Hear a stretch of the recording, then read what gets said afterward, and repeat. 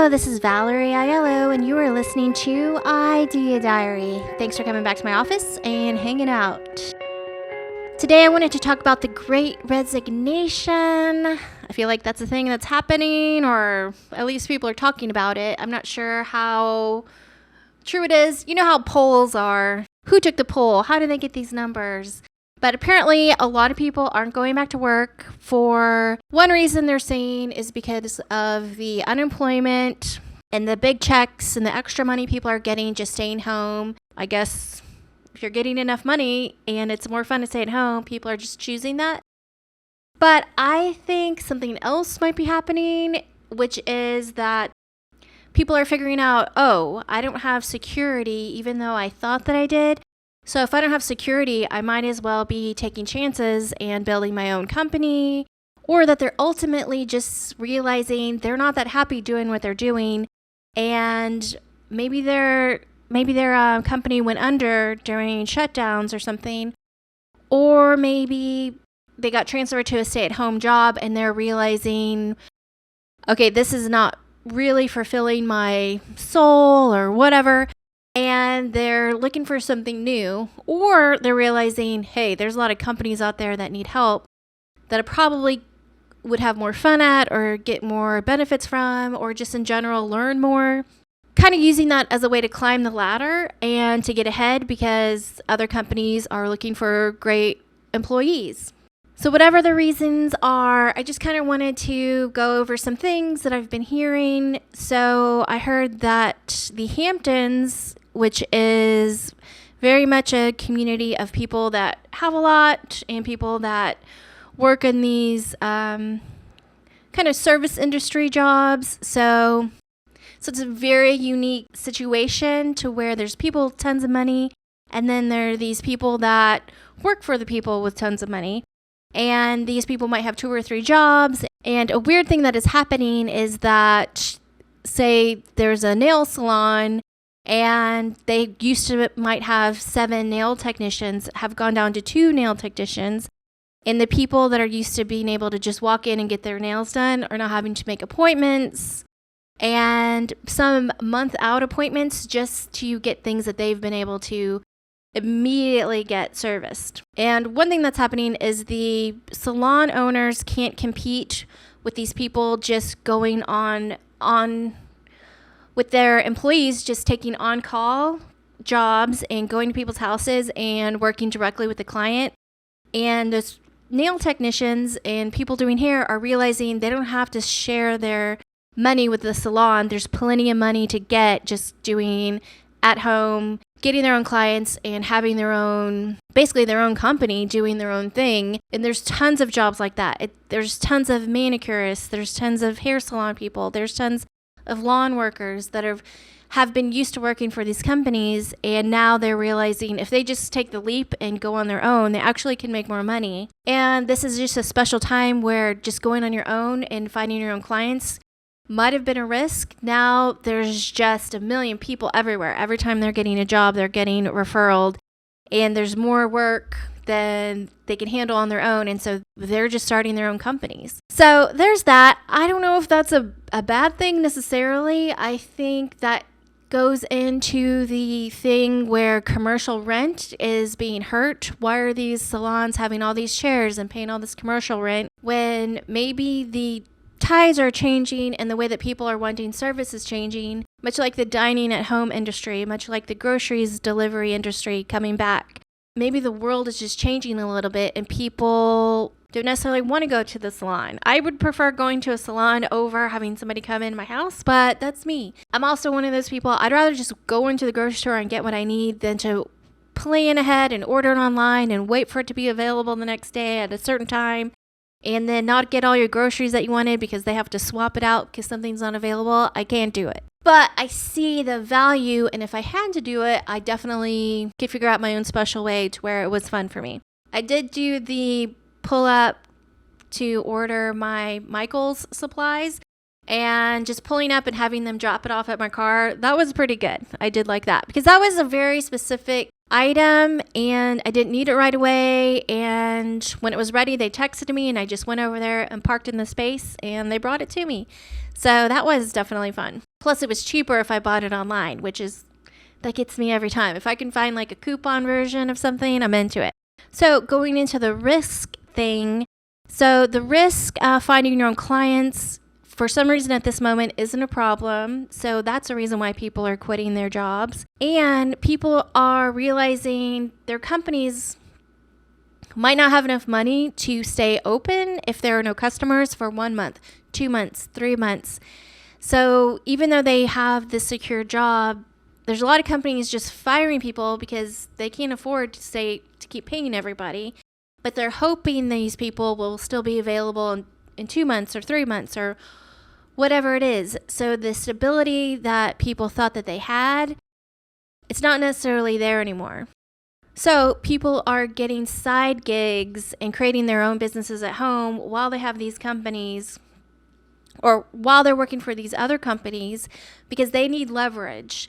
And the more leverage that somebody gets, and say they're not happy with a certain thing at their current job where they're employed, they can kind of say, that's not making me happy, and I already have enough money that I can live while I work on my own company or I look for a new job. So people are creating their own leverage to kind of not count on these companies anymore. I mean, the pensions and the retirement plans and the 401ks, people are having to get jobs for companies that they don't even necessarily have that stuff anymore. And the world is just different. I know Robert Kiyosaki wrote the book, Who Stole My Pension? There's a lot of people that are kind of afraid that when it's time to get their pension, it's not even going to be there, even though they were promised it. The risk of not just starting your own company is, I feel like, becoming greater as we move into the future. And it doesn't mean that you don't have a job. I got so much value working at a company. I learned so much. I love being there.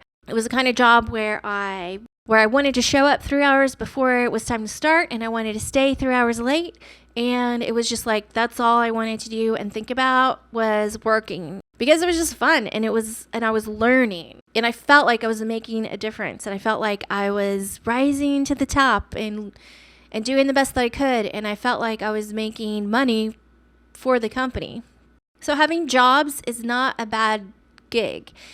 Even a part-time job. There's a YouTuber with a really good video, and I'll put it in the show description, where she talks about having part-time jobs with a company that is public.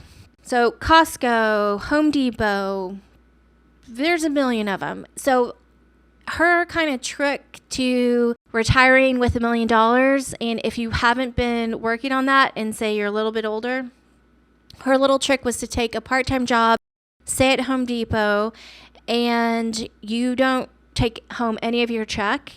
You basically put that entire part-time work check into a 401k and let Home Depot match it.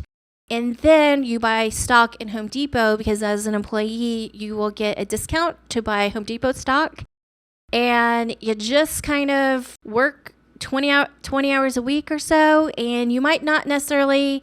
You don't get to necessarily take home a bunch of money. You basically take home maybe 25% of that paycheck, but the rest is all going into building this retirement fund. And it's kind of like a little hack. It's a little side hack.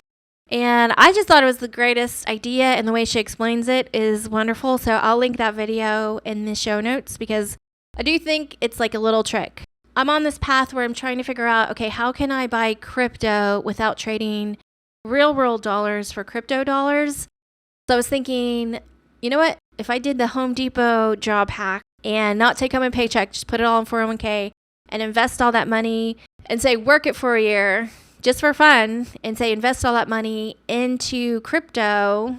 I mean, yeah, time is money, but 20 hours a week of, say, working for one of these companies and then trading those hours for crypto, I don't know. I feel like there's like a little hack there where you don't have to risk what you currently own or what you currently have. You can kind of make a game out of it. And yeah, you might have to hang out at a Home Depot or a Costco for 20 hours a week, but, you know, make some friends, do something weird. I don't feel like you have to think about it as drudgery if that's what you decide to do. Another thing that's happening is that people are having 2 high-paying corporate jobs because they're working from home. So they're basically setting up their desk. They have 2 computers. When this company needs the one thing, they send that work in. When this other company needs the other thing, they send that thing in. And they're just double timing their work efforts. And there's a lot of people that think that's not ethical. And I guess definitely if you sign a contract that you're not going to work for any other companies, it is not ethical. But if you're doing all the work that your job is requiring you to do and you're accomplishing everything on time, there really isn't anything that's telling you that you have to overwork and overproduce over than what you're expected of and what you're being paid. And a lot of people are realizing, hey, I can do 2 of these jobs and get 2 paychecks, and they're doing it. So I don't know. That's kind of an interesting thing. And that creates leverage if you're not happy with one company and you want to move on. I don't know how that looks if it's saying you work for 2 companies. I don't know why you couldn't work for one company 8 hours a day and work for another company 8 hours a day and just have a 16-hour day. I don't feel like there's anything wrong with that. Maybe working on the same hours and using maybe a time that a company's already paid you for to work for another. I could see the ethical problem with that. But definitely you are allowed to have 2 jobs. It's not illegal. So when I ended up quitting my corporate type of job, it was because I wasn't learning anymore, and I felt like I'd kind of hit a roadblock in how much I could actually produce and be super valuable, which was like my number one passion, was like, how could I add more to this company? And it was just, there was like a little bit of a roadblock. So I ended up in 2007 quitting that job, going freelance. And it just happened to be right at that time, right before the huge crash of 2009. I kind of had like a good solid year of learning how to get clients, learning how to be freelance. I worked for record labels doing art. So when the crash was happening, they were letting a lot of people go. So people couldn't hold on to their art departments. So they were looking for freelancers. And it just happened to be that I was the freelancer in the scene, and I was looking for album covers and album packages to design. And I just got really lucky that even though there was this big crash was happening and people are losing their jobs left and right, I had already had a year of practice of doing client gigs, and I was making more money than ever. And even though it was sad, people in art departments were losing their jobs, I was there to help pick up the slack and do the work. It just happened to work out that way. And I wanted to work in my pajamas from my laptop, and I was a digital nomad, and I had a great time and made enough money definitely to live. So I think there's just more opportunity than ever right now, even though it feels like so much lack and so much crisis happening. I think just maybe taking a minute, breathing, opening your mind, thinking about, okay, what can I do different? Is it having 2 jobs? Is it starting a company but working at Home Depot at night? Is it trying to find a dream job and taking an internship even though you might be 50 years old? Trying to do something new and create something new. I just feel like there's possibly a lot of opportunity. The Great Resignation, I do feel like it's happening, but I don't feel like it's happening for necessarily just people to sit at home and play video games, which might not be a bad thing either, because if all these people can learn how to live stream and create a business playing video games, there's just so many new jobs and new things that can be based on just solely your brain and solely about what you love.